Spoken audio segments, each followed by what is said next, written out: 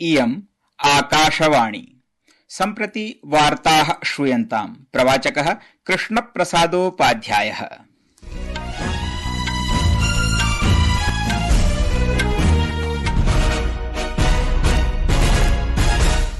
आदौ मुख्यवार्ताः।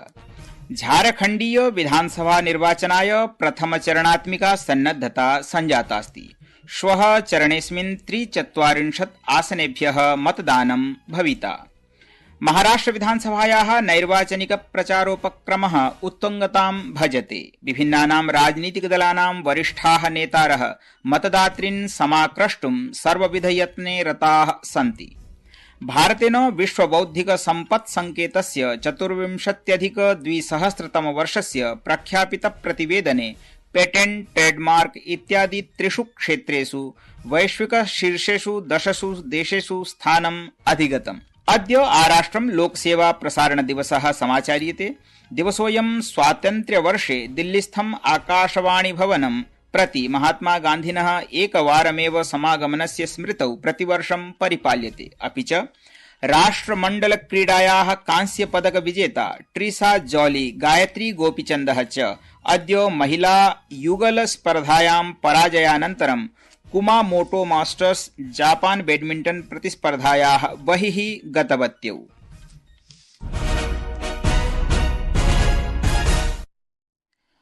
अथ वार्ताः विस्तरेण। झारखण्डीय विधानसभा निर्वाचनाय प्रथमचरणात्मिका सन्नद्धता सञ्जातास्ति। श्वः चरणेऽस्मिन् 43 आसनेभ्यः मतदानं भविता। द्वितीयचरणस्य मतदानम् अस्यैव मासस्य 20 तालिकायाम् 38 आसनेभ्यः भविष्यति। मतगणना च नवम्बर मासस्य 23 दिनाङ्के भविष्यति।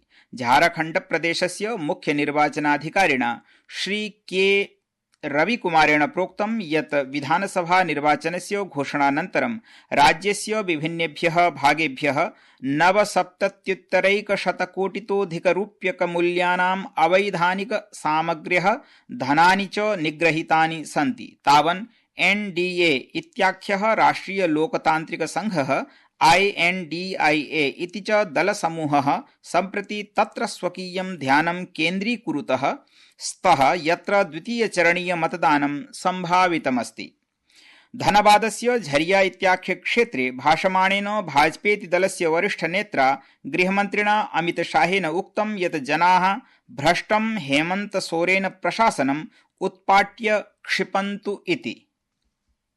आपका एक वोट झारखंड का भविष्य तय करने वाला वोट है। आपका एक वोट तय करेगा कि खुद को करोड़पति अरबोपति बनाने वाला जेएमएम चाहिए कि गरीब माताओं को लखपति दीदी बनाने वाली नरेंद्र मोदी की सरकार चाहिए। नरेंद्र मोदी। महाराष्ट्र विधानसभायाः नैर्वाचनिक प्रचारोपक्रमः उत्तुङ्गतां भजते। विभिन्नानां राजनीतिकदलानां वरिष्ठाः नेतारः मतदातॄन् समाक्रष्टुं सर्वविधयत्ने रताः सन्ति। भाजपेति दलस्य वरिष्ठनेता प्रधानमन्त्री च श्री नरेन्द्र मोदी अद्य महाराष्ट्रस्य तीव्रविकासाय महायुति प्रशासनस्य प्रशंसां कृतवान्।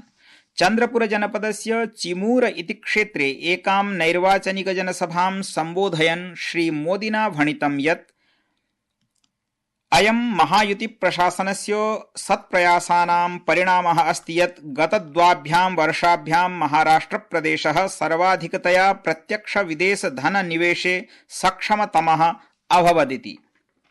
श्री मोदिना भाजपेति दलस्य घोषणापत्रस्य प्रशंसां कुर्वता उक्तं यत् AI विश्वविद्यालयः, जलग्रिड इति परियोजनाः, आवासयोजनाः, नलिका जलसम्पर्कजालः आद्यः महत्वाधायिन्यः घोषणाः महाराष्ट्रस्य उज्ज्वलभविष्याय लाभकारिण्यः सन्तीति। संस्कृतवार्तायाः संस्करणमिदम् इदानीम् आकाशवाणीतः प्रसार्यते। सौम्येव कार्यक्रमोऽयम् आकाशवाण्याः अन्तर्जालपटले www.newsonair.gov.in इत्यत्र अथ न्यूज ऑन एआईआर चलदूरभाषीय तन्त्रांशे अपि उपलब्धो भविष्यति।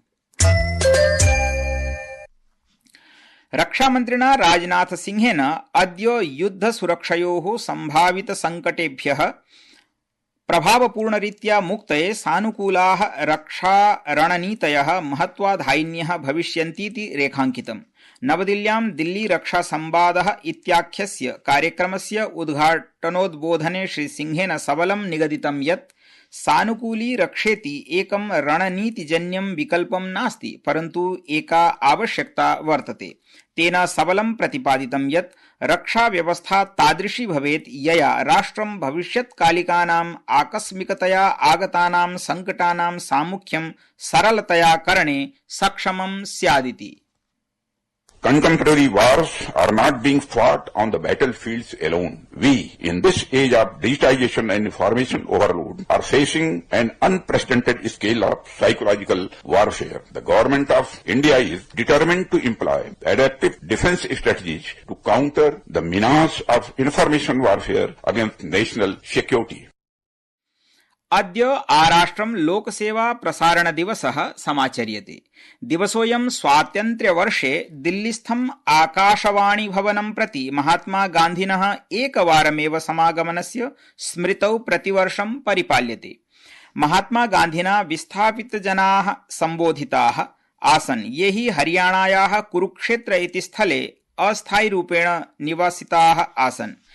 77 वर्षपूर्वं दिवसोऽयं दीपावल्याः पवित्रावसरे आसीत्। तस्मिन् श्री गान्धिवर्यः तैः विस्थापितैः सह साक्षात् मेलने समर्थः नाभवत्, अतः तेन आकाशवाण्याः माध्यमेन जनाः सम्बोधिताः। गान्धिनः सम्बोधनमिदं प्रथमम् अन्तिमञ्च आसीत्। गान्धिना स्वकीयोद्बोधनस्य शुभारम्भः मम भ्रातरो भगिन्यश्च इति उक्त्वा कृतः आसीत्। श्री गान्धिवर्येण आकाशवाणीति माध्यमम् ईश्वरस्य चामत्कारिकी शक्तिः अस्तीति उक्तमासीत्। भारतेन विश्व बौद्धिक सम्पत् संकेतस्य 24,200 वर्षस्य प्रख्यापित प्रतिवेदने पेटेंट, ट्रेडमार्क इत्यादि त्रिषु क्षेत्रेषु वैश्विक शीर्षेषु 10 देशेषु स्थानम् अधिगतम्। एतस्मिन् प्रतिवेदने ज्ञायते यत् शीर्ष अर्थव्यवस्थासु पेटेंट, ट्रेडमार्क इत्येतौ समेत्य औद्योगिक प्रारूप अनुप्रयोगेषु उल्लेखनीया वृद्धिः जाता। भारतस्य बौद्धिक सम्पदा इति आईबी इत्यस्मिन् परिदृश्ये वैश्विक नेतृत्वरूपेण स्वकीयं स्थानं प्रबलतया स्थापयतीति। राष्ट्रस्य शुद्ध प्रत्यक्षकर संग्रहः 0.14% वर्धितमस्ति। वित्तवर्षेऽस्मिन् साम्प्रतं यावत् 10,000,000 लक्षकोटितोऽधिकः करसंग्रहः सञ्जातोऽस्ति। सीबीडीटी इत्याख्येन केन्द्रीय कर संग्रह संघेन एतत् प्रतिपादितं यत् अस्य वर्षस्य 1 अप्रैलतः 10 नवम्बरान्तं यावत् प्रत्यावर्तिनः धनस्य समायोजनं प्राक् सकल प्रत्यक्ष कर संग्रहः 0.2+1% वरिवर्ध्य 15 लक्षकोटितोऽधिकः सञ्जातः आसीत्। अस्मिन् कालावधौ 1,90,200,00,000,000 कर प्रत्यावर्तनं कृतमस्ति, यद्धि गतवर्षस्य अस्यैव कालस्य करग्रहणस्य तुलनायां 53% अधिकमस्ति।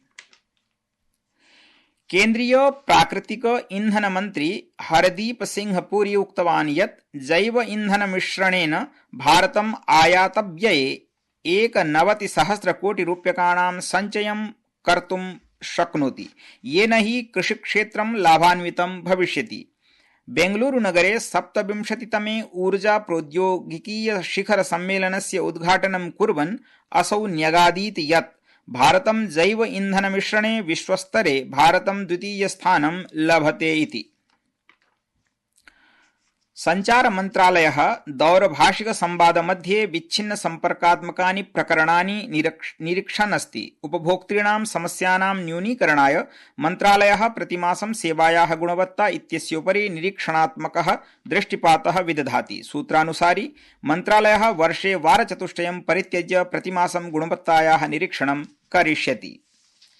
राष्ट्रमण्डल क्रीडायाः कांस्यपदक विजेता ट्रीसा जॉली, गायत्री गोपीचन्दः च अद्य महिला युगल स्पर्धायां